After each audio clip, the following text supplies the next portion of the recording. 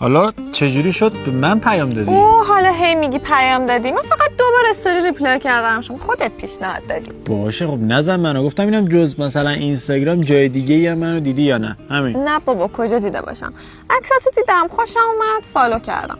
البته اینم بگم اگه تو رابطه بودی یه عکس مشکوک میدیدم عمرن اگه ریپلای میکردم.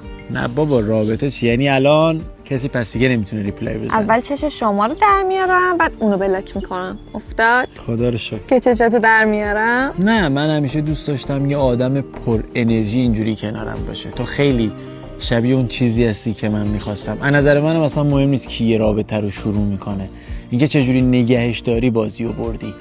من و تو اگه آدم همدیگه باشیم نگهت میدارم. اوه چه سلیقه‌ای دارم من. شما جدا از این که جذابی خیلی هم عاقلی.